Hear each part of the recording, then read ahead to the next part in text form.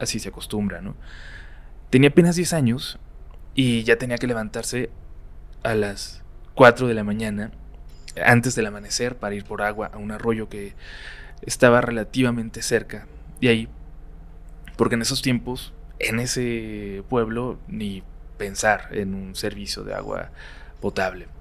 Estamos hablando de los años 60, por lo que, aunque existían esos peligros que existen hoy también, era mucho menos común, y entonces a las niñas las mandaban en la noche solas al arroyo, ¿no? Sí. Pero era un camino oscuro, era un camino que a ella siempre le daba miedo. Entonces, uno de estos días en que se levanta para ir por el agua, se lleva a su hermanita menor para no ir sola, para no tener tanto miedo, y van al arroyo.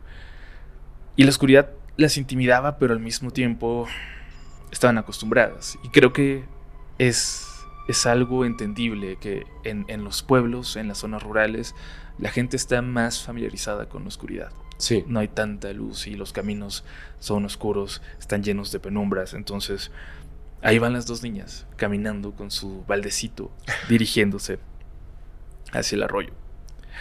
Pero esta vez pasó algo diferente, porque antes de llegar, vieron que había una anciana caminando por el arroyo.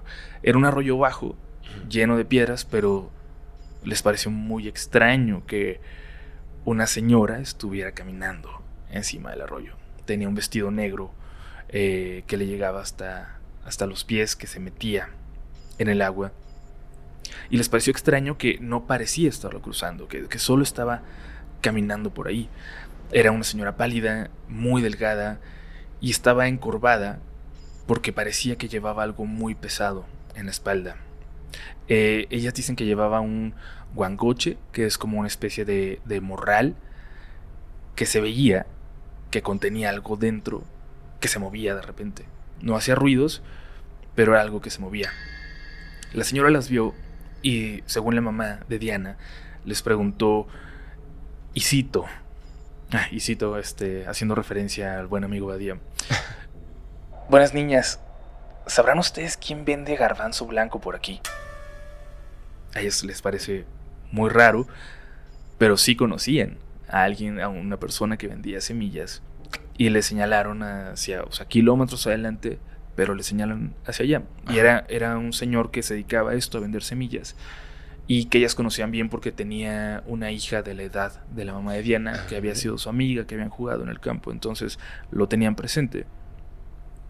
Y la señora les agradece simplemente y les dice: terminen su mandado y regresen a su casa, porque es peligroso que anden afuera a estas horas. Hoy tuvieron suerte, pero cualquier otro día, quién sabe. Wow. Se quedaron viendo cómo la señora se fue en la dirección que ellas le señalaron, pero siempre sobre el arroyo. No se salió. Y ahí es donde creyeron ver, por cómo se movía, o por más bien cómo no se movía, que la señora iba flotando.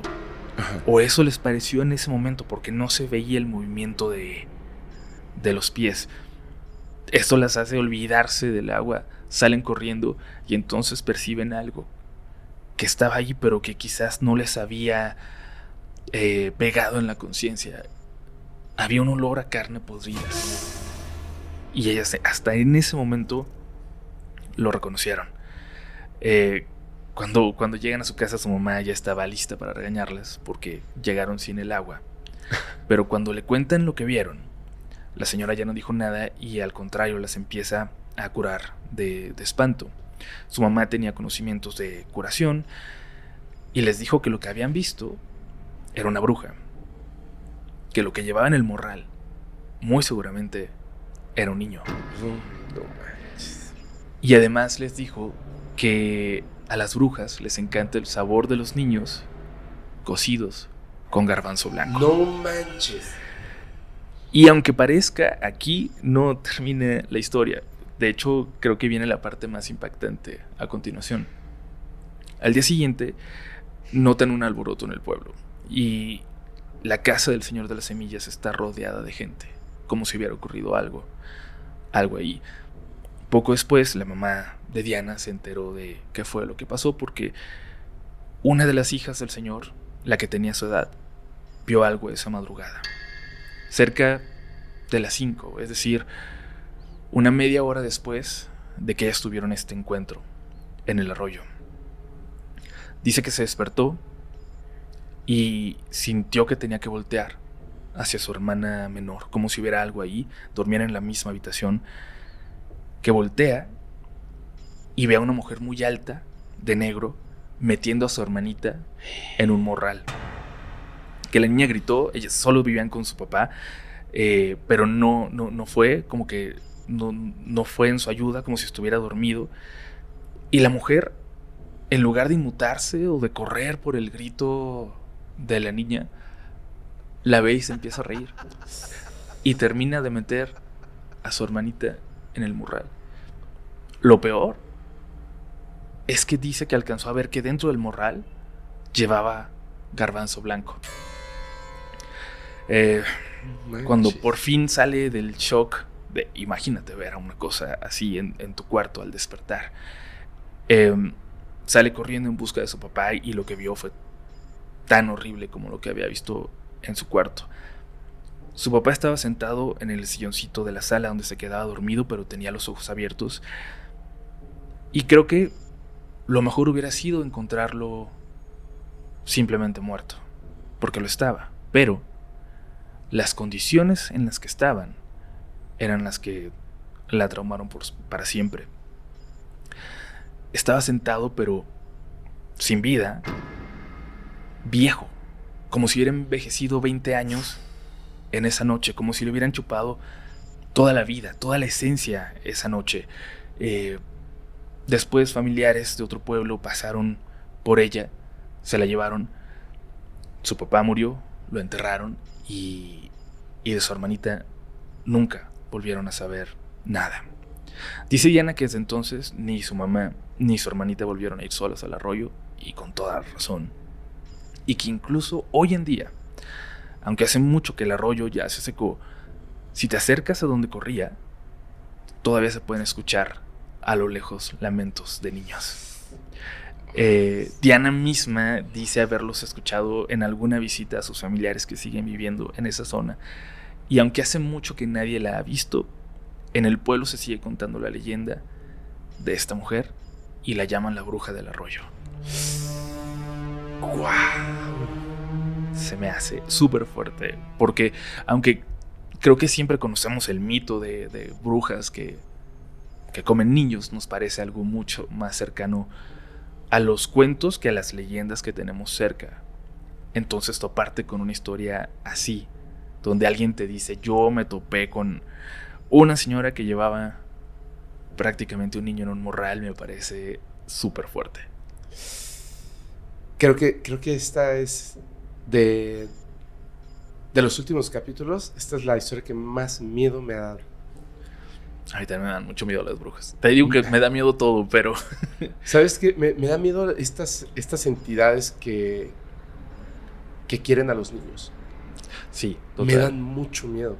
O sea, me da mucho terror el conocimiento de este tipo de cosas. Lo que está presenciando, ¿no? Que está metiendo al niño ahí, a su hermanita, perdón, a su hermanita. Ajá, sí. Y, o sea, y además ni siquiera se inmuta, ¿no? Cuando grita, sabe que no está en control de la situación, Uh-huh. El papá ya está consumido. ¡Qué barbaridad! Sí, y ahí cabe la pena preguntarnos por qué no se llevó a las niñas que se encuentra primero.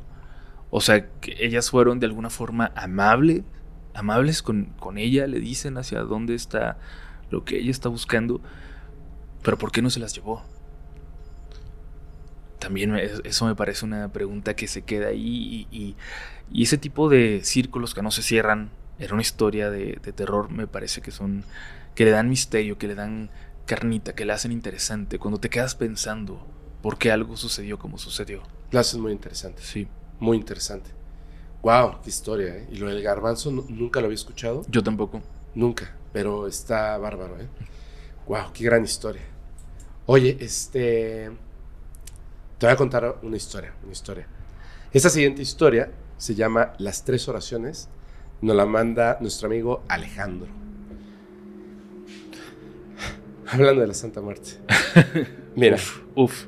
dice que esto le ocurrió hace un par de años, en el 2020 o 2021, cuando se había mudado, se fue a vivir solo, se fue a un pequeño departamento. Dice que al principio todo estaba bien, habían muchos cambios que habían ocurrido en su vida. El principal y más grande, pues era que se había ido a vivir solo.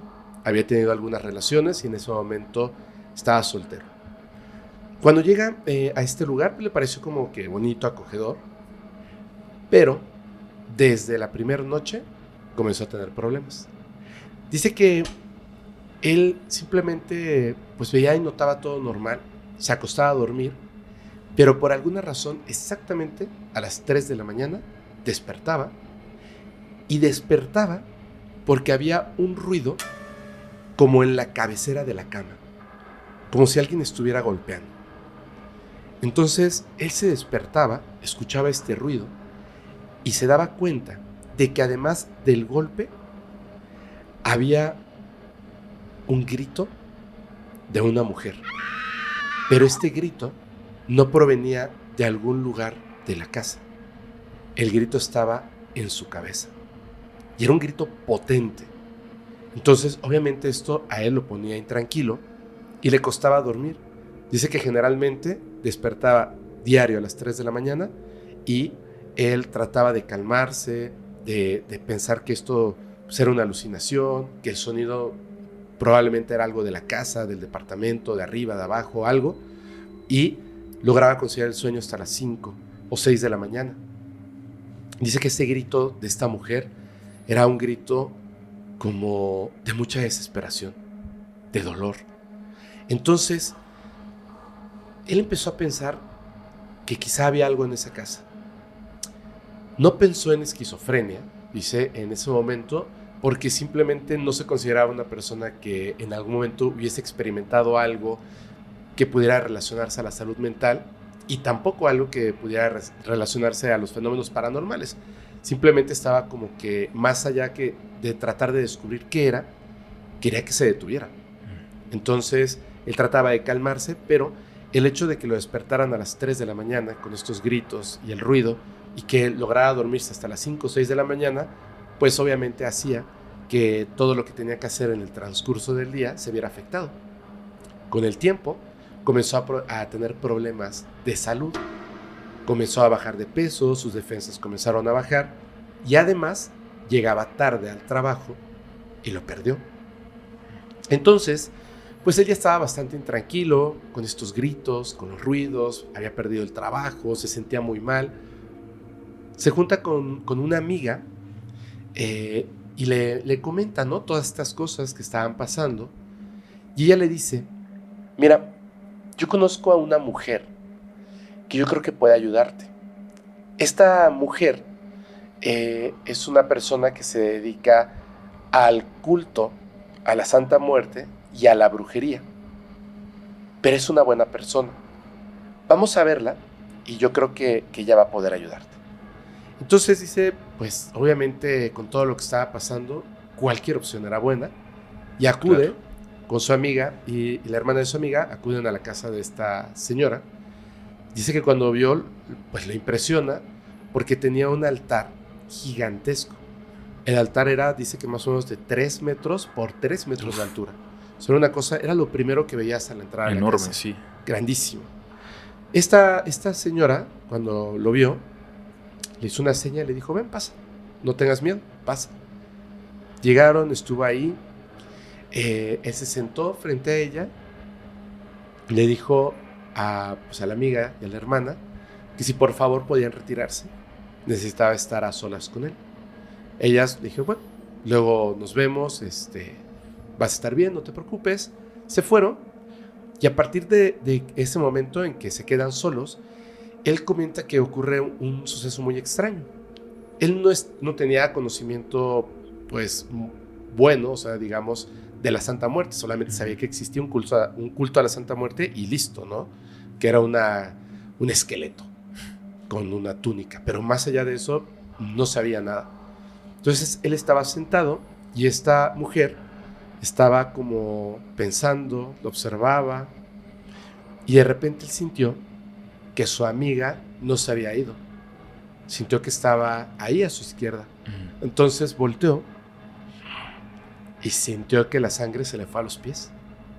Porque dice que había una bruma negra, como si algo estuviera y no estuviera al mismo tiempo ahí, pero era oscura, muy alta, de más de 2 metros, como una persona con una túnica.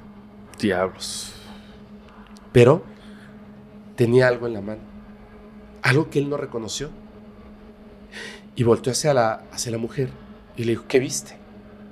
Dice: pues vi esto, algo negro con una túnica que tenía como un báculo en la mano. Dijo: no, hay que aprender a respetar. No es un báculo. Lo que tú viste es la Santa Muerte. Ella está aquí y vamos a preguntarle. Entonces empieza a hacerle una lectura y todo lo que comienza a ver esta mujer, que no era como una lectura de cartas clásica, era como que ella lo leía, le pide que baraje las cartas, que las impregne con su energía, y luego ella comienza a sacar cartas, observarlo, y dice que de repente se detiene y le dice: vas a barajarlas 3 veces más y vas a repetir esto que te voy a decir. Él dice que no quiere volver a repetir nunca esas palabras, pero lo hizo. Acto seguido, esta mujer tira las cartas y le dice: tienes un problema. Te están trabajando con el ánima inquieta. Esto lo que va a hacer es que no puedas dormir. No te va a dejar estar tranquilo. Te quieren volver loco hasta que decidas quitarte la vida. Él se quedó sorprendido porque no habían preguntas. Ella decía. Y él pensó: es que yo no tengo enemigos.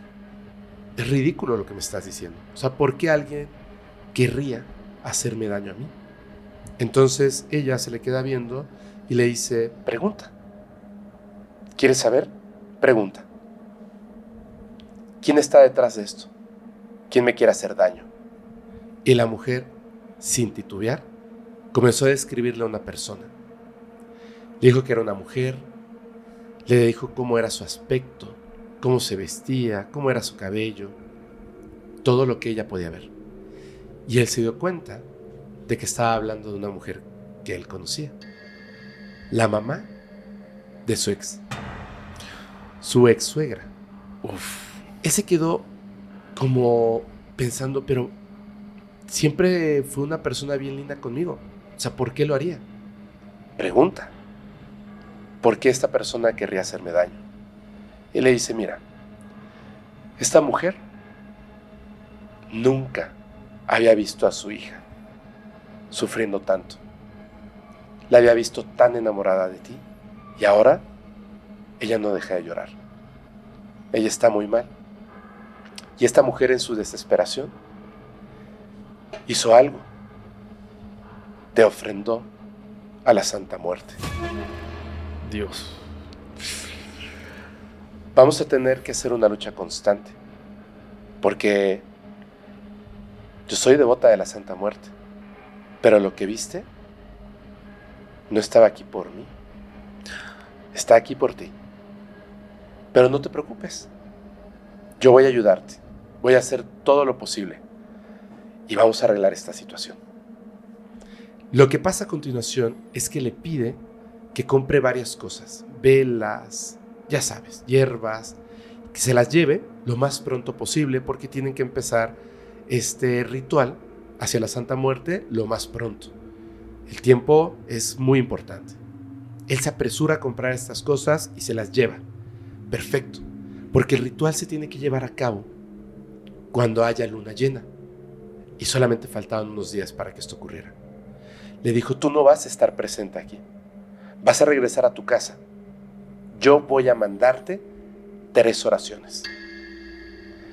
Cada oración es más potente y las tienes que leer en el orden en el que voy a mandártelas. Yo voy a hacer el ritual y tú desde casa vas a leer esas oraciones. No puedes fallar. Correcto. Él llegó a su casa y estuvo esperando así, esperando en el celular. Cuando de repente, un minuto antes de las 12 de la noche, exactamente a las 11:59, llegó un mensaje de esta mujer y le dijo: ¿estás listo? El ritual ha comenzado. Sí, contestó. Le pasó esta primera oración y él, sin titubearlo, comenzó a leerla en voz alta. Dice que en ese momento todo el ambiente en su habitación cambió. Se puso extraño, oscuro, frío, pesado. Pero él no se detenía. Leía una y otra vez la oración. Dice que incluso sus pensamientos eran lentos, pero él se enfocaba únicamente en completarlo. De repente, todo quedó en silencio, menos la oración, lo que él decía. ¿A qué me refiero con que todo quedó en silencio? Vivía en un departamento. Se escuchan los ruidos de la calle, un coche que pasa, si un vecino tiene fiesta, pero era como si hubieran puesto una barrera de sonido fuera de su habitación. Lo único que se escuchaba era su voz recitando la oración. Le mandan entonces la segunda oración y él comienza a leer esta segunda oración. Está en voz alta y el silencio se ve interrumpido por el gruñido de un perro dentro de la habitación. Él escucha al perro que está gruñendo como a punto de atacar. Observa a su alrededor, no hay nada, solamente el gruñido. Pero él continúa. Llega a la tercera oración. Comienza a leerla y en ese momento ya no se escucha el perro, nada. Solo él recitando. Le llega un mensaje: hemos terminado. Y en ese momento él deja de leer la tercera oración y el ruido regresa. La calle, el vecino, obviamente el perro no. Pero conforme el ruido iba regresando, venía acompañado de un ruido más. Dentro de la habitación ahora, no en su cabeza, escucha el grito desesperado de una mujer. Horrible, espantoso. Peor que lo que había estado escuchando antes en su cabeza. Y ese grito de dolor intenso se apagó con un quejido. Él dijo: supongo que es el daño que se ha consumido y yo ya no voy a tener problemas. Le manda un mensaje esta señora, la bruja, y le dice: no te preocupes, ya todo va a estar bien. ¿Ocurrió algo extraño en casa? Sí, pasaron muchas cosas muy extrañas. Fíjate que pasó algo muy extraño también aquí. Algo a lo que yo definitivamente no estoy acostumbrada. Cuando terminé el ritual y tú debiste haber acabado la tercera oración, mi vela principal se apagó. Mañana sabremos de qué se trata esto. ¿Mañana? No te preocupes, descansa. Se acostó a dormir y ahora sí durmió tranquilamente hasta la mañana del día siguiente, que se despertó con una noticia. Su exnovia estaba manejando a las 12 de la noche en una carretera. Una llanta se salió, el coche se volcó, sufrió muchísimo y murió antes de que llegaran las ambulancias. Él en ese momento se dio cuenta de que la vela era ella. Y la bruja le explicó y le dijo: tu trabajo era sumamente fuerte. No era para debilitarte, era para matarte. El pacto estaba hecho. Una vida, un favor. Y en este caso, la vida que se cobró fue la más débil, la de ella. Y él termina diciéndonos esto en el correo. Al día de hoy, no puedo con la carga de conciencia. No sé qué hacer, ni de qué manera encontrar alivio en mi alma. Lo único que me consuela es que sin lugar a dudas algún día trascenderé a donde sea que ella esté y podré pedirle perdón.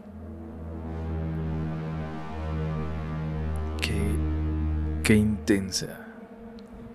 Qué bárbaro, qué buena historia. Agradecerle, por supuesto, la confianza de compartir algo así. Sí, tan fuerte. Pero sí creo que hay mucha enseñanza en una historia como esa. Digo, hace rato platicábamos un poco del respeto que implica una figura como la santa, pero creo que eso también va para la gente que tal vez no cree tanto, que la ve como una creencia de alguien más, incluso mucha gente como creencias de gente ignorante. O sea, no, hay que tenerle muchísimo respeto a esas figuras, porque si no la quieres ver como un ente tan celoso y tan poderoso como se narra en las historias que tú y yo hemos contado, al menos ten el respeto de algo en lo que tanta gente cree, en lo que tanta gente deposita muchísima fe, porque eso es energía. Claro. O sea, al menos tómalo como energía y respétalo muchísimo. Y, o sea, esto de pedirle favores, por favor, o sea, únicamente si están muy seguros de lo que piensan hacer, pero jamás lo hagan como juego, como si esto no fuera posible, porque les prometo que no van a tener una buena experiencia. Claro. Y es que además hay una cosa, es eso, nunca van a tener una buena experiencia. Esta mujer ve a su hija sufrir por algo que yo creo que a todos los que son padres en algún momento les va a tocar experimentar ese sufrimiento de cuando tu hijo o tu hija está muy enamorado o enamorada de una persona y verlos con el corazón roto, llorando, pues claro que causa mucha rabia, enojo, enfado, dolor. Pero de ahí a que le pidas un favor a la Santa Muerte, al final ella perdió a su hija. Sí, por sus decisiones. Por sus decisiones. Es muy fuerte. Es muy fuerte eso. Te cuento una. Venga. Mira, voy a hablar de otro de estos temas que me provocan mucho respeto.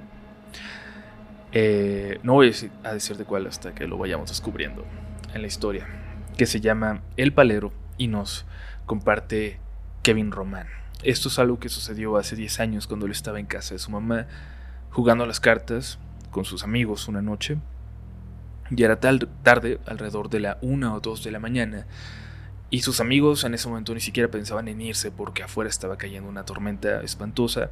Y además, la mamá de Kevin, la dueña de la casa, estaba tomándose una cerveza y escuchando música con su pareja. Estaba muy a gusto, entonces cada quien por su lado, no pasaba nada. De pronto Kevin escucha que su mamá pasa en un segundo de la felicidad, de la tranquilidad en la que estaba, a gritar de enojo, a gritar frases tan hirientes, tan groseras, que a él lo desconcertaron mucho. Eso iba más allá de un pleito que hubiera podido tener su mamá con su pareja.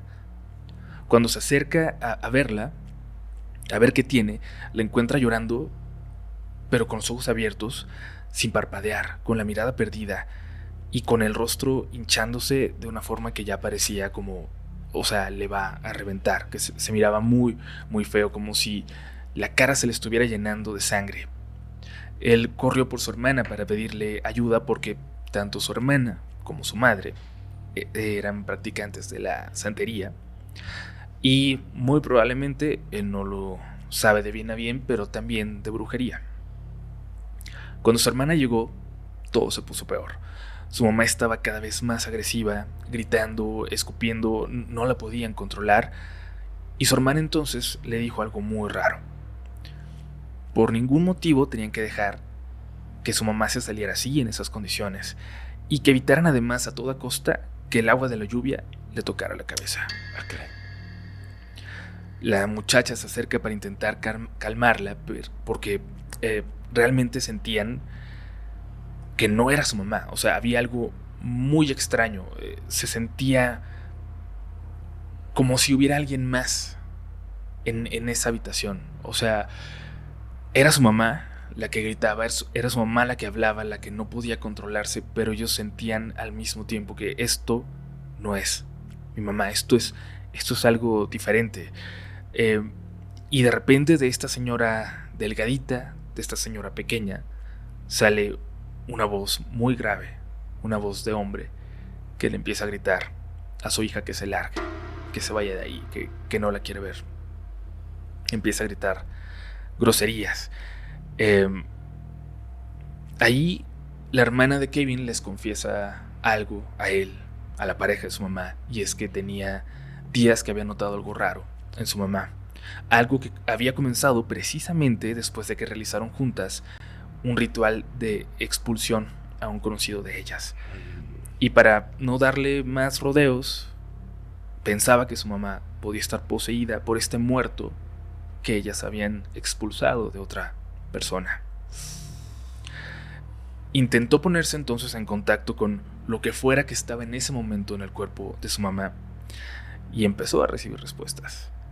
Empieza a decirle lo que estaba ahí dentro, que esa alma, la de su mamá, ahora era de su propiedad. Híjole.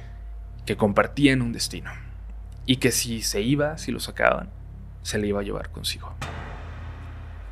Y estas no eran palabras tranquilas como te las estoy diciendo ahorita, eran gritos que retumbaban por toda la casa, por toda la calle. Cuentan que incluso una vecina se despertó y les llevó una Biblia, que salió en medio de la tormenta y les llevó una Biblia. Y esto fue muy importante porque con tanta protección que tenían ahí, de todas las creencias que tenían y todo lo que practicaban, lo único que no tenían en casa era una Biblia. La joven la roció con agua de flores que usaban para estas protecciones y le empezó a leer en voz alta salmos que ella sabía que eran potentes, salmos de protección. Y en ese momento su mamá guarda silencio, se calla por completo. Parecía por un momento como si el espíritu se hubiera ido.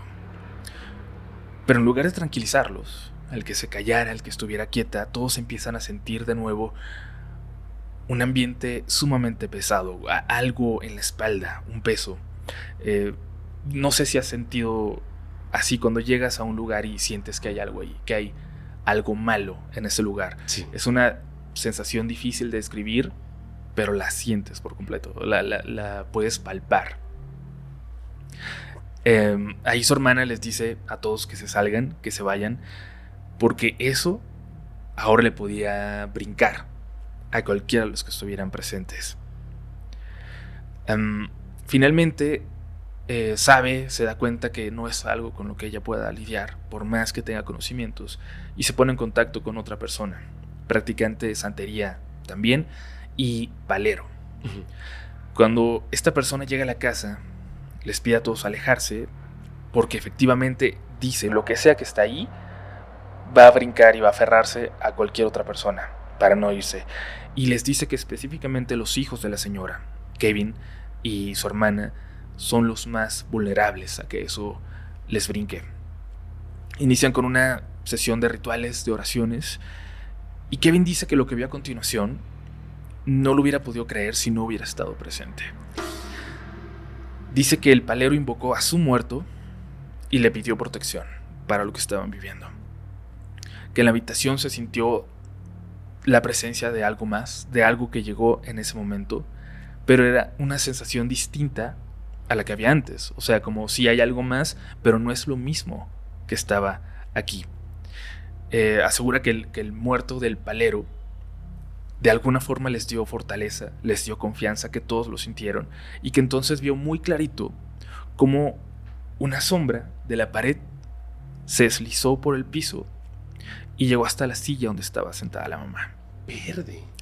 Que en el momento en que la sombra llega, su mamá gritó horrible, y él jura que vieron cómo esta sombra de repente sale de la señora y saca otra sombra con ella, o sea, como si le hubiera sacado ahí al otro muerto que tenía. Y Y su mamá en ese momento perdió el conocimiento después del grito, después de lo que salió. Y las sombras bajaron y dice que desaparecieron en el piso. Como si de repente la luz que hubiera estado provocando esas sombras se apagara. Que desaparecieron, como si se las hubiera tragado la tierra. Eso fue para él la evidencia del poder que tienen los paleros, la gente que se dedica a eso, y sus muertos. Pero por fortuna, con el paso de los días, su mamá fue recuperando la fuerza y eventualmente volvió a ser la misma de siempre. El palero les explicó que su muerto estaba en el mismo nivel dimensional que esta otra cosa que se había aferrado a ella, que estaba en el mismo plano que muchas entidades, y que en algunas ocasiones era posible que su muerto jalara a esas otras entidades, a esos entes, y pudiera ayudarlo a jalar, a quitárselos a otras personas. Y no sé tú, yo de las cosas a las que más les tengo respeto es a este tipo de prácticas. Tengo amigos que han estado muy, muy, muy cercanos a esto, a la santería. Tengo gente que estimo mucho que me habla de sus muertos, de cómo los tienen que cuidar, de cómo les tienen que dar esa habitación. Y por más que sea gente que quiero y que respeto, en ese sentido, en ese tema, yo siempre pinto mi raya. Ahí no me meto. Es el tema de la santería, los paleros y los muertos, la manera en la que lo hacen. Igual me parece, a mí me da mucha curiosidad, pero también lo veo con mucho respeto. En una ocasión fui a Cuba a investigar sobre esto, y después de pasar por personas que más, pues es una religión, que más bien tienen como esta parte del adoctrinamiento religioso hacia su religión, ¿no? Yoruba, y que tienen como varias ramas. Una de estas ramas es la de los espiritistas. Y fuimos con unos gemelos. Y esa sensación que describes de cómo cambia la energía de una habitación, estábamos ahí varias personas porque ayudan a que el espíritu pueda ingresar. Pero esto era una cosa bien rara. Era un espíritu en dos cuerpos a la vez, en los gemelos. Y de la nada me dijeron, siéntate aquí. Me senté en medio y me empezaron a decir cosas. El espíritu. Hablaba uno y el otro interrumpía y daba detalles y el otro hablaba. Lo que me dijeron, Uriel, no hay forma de que lo sepan. Me dijeron cosas que yo no sabía. Me dieron un mensaje, me dijeron, dile a tu hermano esto. Yo le dije a mi hermano y yo vi a mi hermano escéptico cómo entró en shock. ¿Cómo pueden saber eso? ¿Cómo pueden saber eso? Y se paró y se sentó y volteó a ver a mi madre y le dijo, explícame cómo pueden saber eso. ¿Cómo pueden saber eso? Y en ese momento yo me di cuenta de que era real lo que me habían dicho. Y la energía que se siente, y cuando termina y todo regresa a la normalidad, fue así de, no sé cómo hacen lo que hacen, pero sí lo hacen. No sé cómo lo hacen, no entiendo, pero sí hay muertos que los acompañan. Es muy impresionante. Creo que ese tipo de cambios de energía a veces no te das cuenta y lo sientes hasta que todo vuelve a la normalidad. Así o sea, es. te das cuenta, aquí había algo, o sea, aquí se sentía algo, aquí se escuchaba diferente. O sea, creo que incluso una forma de explicar cómo cambia una habitación, por ejemplo, con energía. Tú y yo que hemos estado en estudios de radio, en estudios de grabación donde no hay ningún eco y todo, y al entrar ahí se siente algo distinto, sí, por la sonorización, ¿no? Por el arreglo que tienen. Pero cuando sales ya vuelves a la normalidad. Y muchas veces tal vez no con el sonido, o a veces incluso sí, pero se siente de repente. La habitación se percibe distinta y te das cuenta ya que vuelve a la normalidad. Así es, así es. De hecho, es una excelente descripción esa. Así se siente. Ahí cuando entras a la cabina, inmediatamente sientes el ambiente distinto por el sonido. Te escuchas, ¿no? Escuchas hasta casi los latidos de tu corazón. Es muy extraño, sí. Wow. Oye, Pues te voy a contar la última historia híjole, hablando de lo que debes y no debes de hacer, pero que nos mueven las emociones. Esta es una gran historia al respecto. Se llama Celos y nos la manda nuestro amigo Luis Domán. Mira, él nos cuenta que tenía una relación, ya supongo que ya llevaban un tiempo, y en aquel momento, cuando le ocurre esta situación, que fue hace algunos años, él estaba solo en ese momento en su casa. Su novio se había ido con su familia y habían viajado a otro estado porque había fallecido el abuelo. Entonces, el novio y su familia pues se fueron al funeral y más, y él se quedó solo en casa. Estando ahí solo en casa, pues él se dedicó a hacer su vida normal. Él es una persona que no tiene realmente como creencias, ¿no? Ni religiosas, ni tampoco, o sea, los fenómenos paranormales y más, no le interesan tanto hasta ese momento. Resulta que el novio y su familia se dedican, entre otras cosas, a la brujería. Pero todos.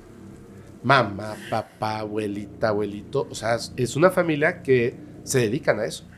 Y él lo sabía, pero simplemente era así como de, ok, chido, no me importa, ¿no? Y él continuaba con lo suyo. Dice que se acuesta a dormir esa primera noche que se queda solo y por alguna razón sintió que no debía dejar la puerta cerrada, así que la dejó abierta.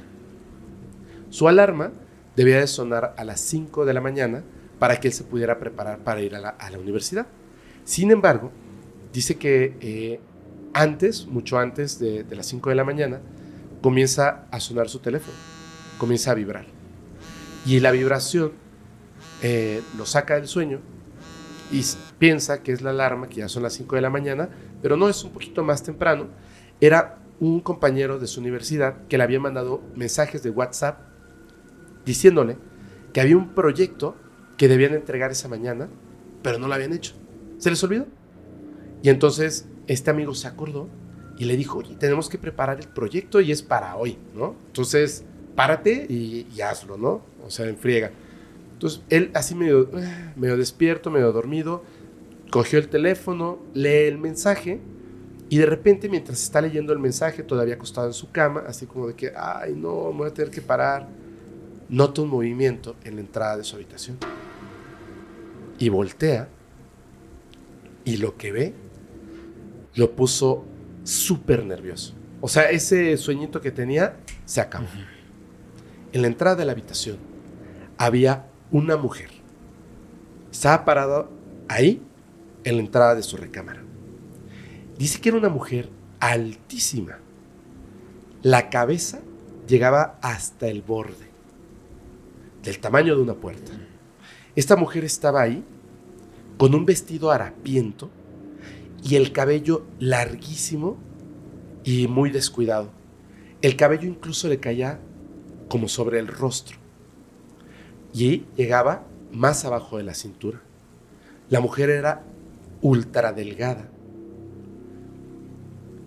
descalza, parada, observándolo. Cuando en el momento en el que él observa a la mujer y la mujer se da cuenta que está siendo observada, comienza a levantar su mano, la lleva hacia su cara y se señala un ojo, claramente diciéndole, te estoy observando. Él, en el miedo, entra en pánico y lo único que se le ocurre es, con las cobijas, taparse hasta la cabeza. Se tapa hasta la cabeza y se da cuenta de que ni siquiera se sabe así como que bien una oración o algo. Piensa que a lo mejor solamente fue producto de su imaginación. Se calma y cuando quiere volver a retirar la sábana de su cara, ya no puede. Todo su cuerpo había entrado en este estado de inmovilidad, conocido como que se te sube el muerto. Ya no podía moverse, pero además de eso, comenzó a sentir como si la sábana empezara a pesar más y más y más. Dice que sentía como si una tonelada estuviera por encima de él, como si la sábana de repente estuviera hecha de plomo. No se podía mover ni un centímetro. Lo único que podía hacer era gritar dentro de su cabeza. Este peso que sentía, se dio cuenta de que era aquella mujer que se estaba acercando, se estaba trepando por encima de él. Se estaba trepando y ocupando el espacio que en la cama ocupaba generalmente su novio. Ya sabes que siempre tú tienes tu lado de la cama y hasta cuando duermes solo, duermes de tu lado de la cama. Respetas el espacio, por supuesto. Respetas el espacio. Esa cosa se estaba acostando sobre él y en ese espacio. Estaba ahí. Él dice que empezó a sudar frío porque tenía un terror tremendo. Y esa cosa, esa mujer, empezó a olfatearlo. Y él sentía como su aliento atravesaba la sábana y era un aliento frío, gélido. Sentía como tocaba su cara, su cuerpo. Mientras estaba ahí experimentando esto horrible, empezó a tratar de calmarse, porque esto no se iba a detener. Cualquier oración, la que sea, tengo que saberme una. El Padre Nuestro. Padre, no podía recordarla y gritaba dentro de su cabeza. Comenzó a luchar, a tratar de moverse, no se podía. Cerró los ojos, que era lo único que podía hacer. Cerrar los ojos, empezó a respirar, sintiendo esta cosa ahí a su lado. Y ahora sí, calmado, pudo recordar el Padre Nuestro. Padre nuestro, que estás en el cielo, santificado sea tu nombre. Y empezó una y otra vez, hasta el punto en que se quedó dormido. Obviamente, comienza a sonar su alarma a las 5 de la mañana y se despierta.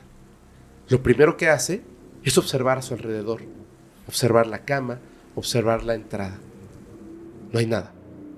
Todo el ambiente está normal, como si nada hubiera pasado. Pues, qué raro, qué extraño, no lo entiendo, pero bueno, se para, se prepara y se va rápidamente a la universidad. Ya estando ahí, pues se da cuenta como que a lo mejor tuvo un mal sueño, una pesadilla, ya sabes, ¿no? Estos sueños ultra vívidos y nada más, ¿no? Entonces, pues ya más calmado, regresa esa tarde a su casa, después de la universidad, de haber salido con unos amigos, y llega la hora de acostarse. Cuando llega, observa algo horrible. En su cama, en la sábana blanca, del lado donde se había subido la mujer, había una mancha negra, como si hubieras vertido café bien cargado sobre la cama. Y además tenía un olor a putrefacción asqueroso. Él se dio cuenta en ese momento de que pues no había sido una casualidad, no había sido un sueño, no había sido una pesadilla.